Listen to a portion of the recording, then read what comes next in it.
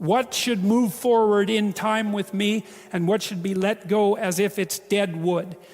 The more dead wood that you let go of and burn off when you have the opportunity, the less it accretes around you. Here's something interesting about forest fires, People have been trying to prevent forest fires for a long time, especially that damn bear, Smokey, right?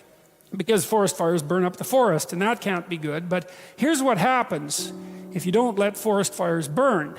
Well, forests collect a lot of dry branches, right? Because tree branches die and wood falls on the forest floor and collects. And so the amount of flammable material keeps increasing with time.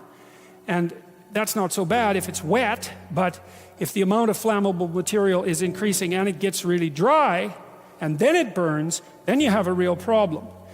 The forest fire can burn so hot that it burns the topsoil right off, in which case you don't have a forest at all anymore, you just have a desert.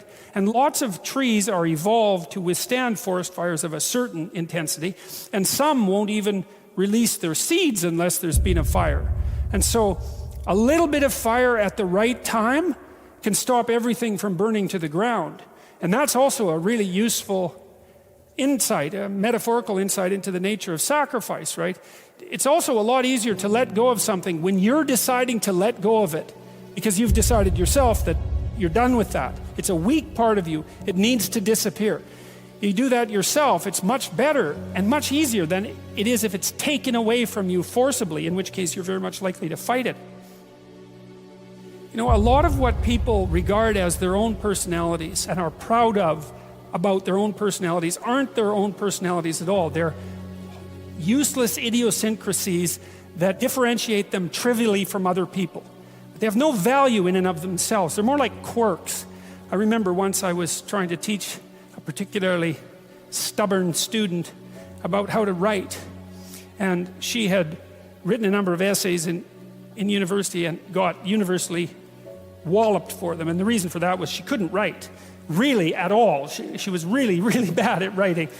And so I was sitting down with her trying to explain to her what she was doing wrong. And she was being very annoying about it, very recalcitrant, very, very unwilling to listen. That was a pearls before swine thing, And at one point she said, I can write perfectly well. This university professors just don't like my style. And I thought, what the hell's with you? You can't even write and you think you have a style. Instead of humbling herself, she was proud of her insufficiency. That's arrogance, right? That's not humility. It's self-deception and arrogance. To be proud of your insufficiency, that's a very foolish thing. And that means to cling to the parts of you that are dead. As you elevate your aim, you create a judge at the same time, right? Because the new ideal, which is an ideal you, even if it's just an ideal position that you might occupy, even if it's still conceptualized in that concrete way, that becomes a judge because it's above you, right? And then you're terrified of it, maybe.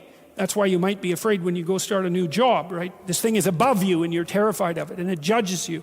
And that's useful because the judge that you're creating by formulating the ideal tells you what's useless about yourself, and then you can dispense with it. And you want to keep doing that, and then every time you make a judge that's more elevated, then there's more useless you that has to be dispensed with. And then if you create an ultimate judge, which is what the archetypal imagination of humankind has done, say, with the figure of Christ, because if Christ is nothing else, he is at least the archetypal perfect man and therefore the judge.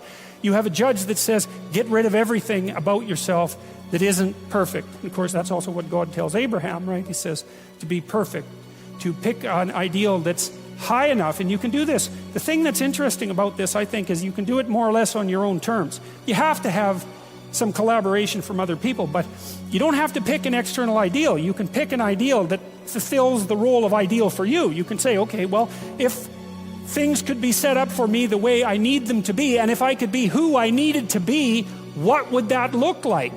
And you can figure that out for yourself, and then instantly you have a judge. And I also think that's part of the reason people don't do it, right? Why don't people look up and move ahead? And the answer is, well, You start formulating an ideal, you formulate a judge. It's pretty easy to feel intimidated in the face of your own ideal. That's what happens to Cain versus Abel, for example. Then it's really easy to destroy the ideal instead of to try to pursue it, because then you get rid of the judge.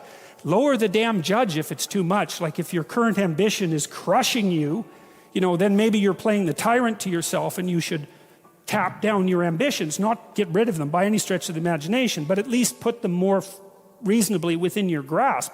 You don't have to leap from point 1 to point 50 in one leap, right? You can do it incrementally. But I really like this idea. I think it's a profound idea that the process of recapitulating yourself continually is also the process of, it's a phoenix-like process, right? You're shedding all those elements of you that are no longer worthy of the pursuits that you're valuing. And then I would say the idea here is that as you do that, you shape yourself ever more precisely into something that can withstand the tragedy of life and that can act as a beacon to the world. That's the right way of thinking about it. Maybe first to your friends and then to your family. It's like it's a hell of a fine ambition, and there's no reason that it can't happen. Every one of you knows people who are really bloody useful in a crisis, and people that you admire, right? You can think of all those people that you admire as partial incarnations of the archetypal Messiah. That's exactly right. And the more that manifests itself in any given person, then the more generally useful and admirable that person is in a multitude of situations. And we don't know the limit to that. But people can be unbelievably good for things, It's really something to behold.